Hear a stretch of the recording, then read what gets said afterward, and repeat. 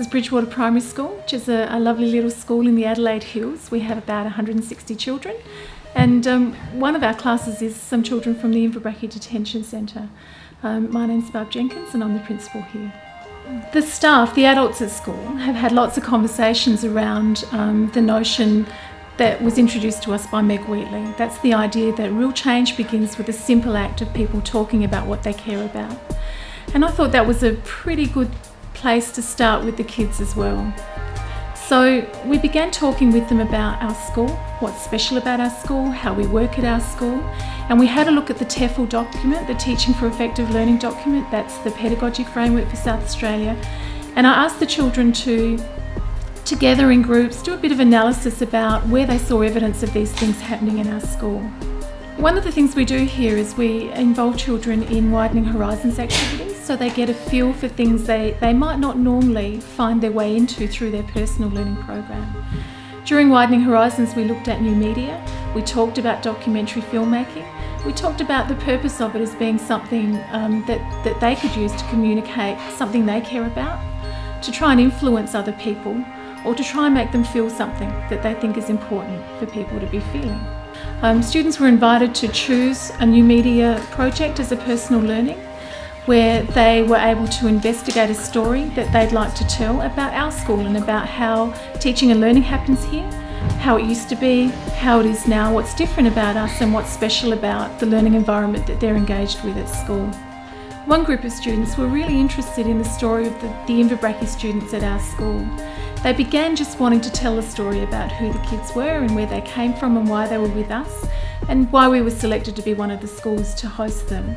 But as they learnt more about it and as they had a look at other people's thinking, it kind of challenged them to think more deeply about it, and they became advocates for people being better informed and taking action on the refugee situation. We looked a lot at narrative and storytelling. I think that was a really very important part of the process for the students, was to look at the way that they could construct an effective story and intention within that 2.5 minute time frame. There was so much learning that happened, all those things you'd expect when children become better users of new media. In the beginning, it didn't matter how carefully we crafted our storyboard, they would still pick up the camera and run around and film everything as they got caught up in the moment.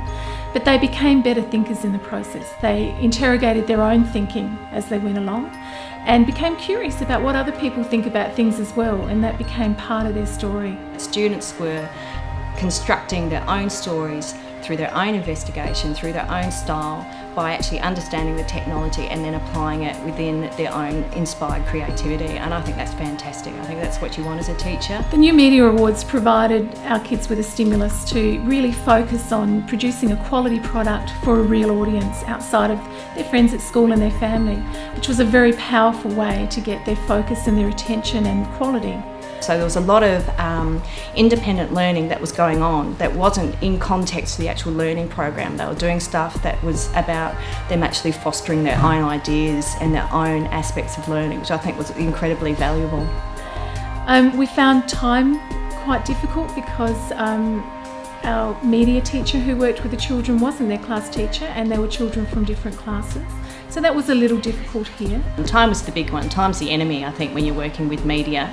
And really increasing kids' knowledge in terms of using storyboard your ideas, storyboard your concept. I think it was a great project because one of the outcomes was students were actually using things like iMovie and other aspects of their learning. So for example, a student used iMovie to make a short film about her personal learning project that she had. So all this literacy that she had developed in terms of the project was being added on all the time, and there were a number of other students who were doing the same thing.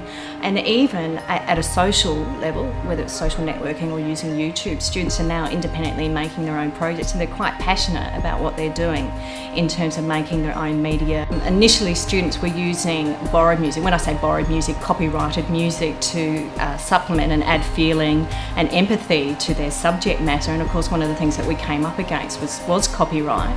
So then students had to reevaluate how they would put music into their projects. Of course, other students designed their own soundtracks, so there were some pretty interesting things that were going on in terms of the way that students were mixing down voiceover and getting the voiceover to work in terms of raising the feeling and the emotion of the pieces. It would have been nice to immerse the children in conversation about this work every day, more as a cultural thing.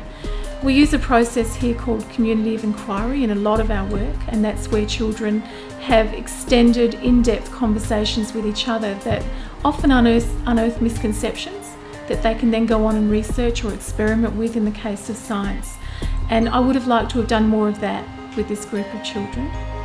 The other thing that I would have liked to do more of is do some revisiting of the TeFL along the way. We started with TeFL and then we got busy with the shiny, sparkly technology things and didn't do very much revisiting of remember the things that we're looking for, the things that are high quality teaching and learning, things that are really interesting and important about the way we learn in this place.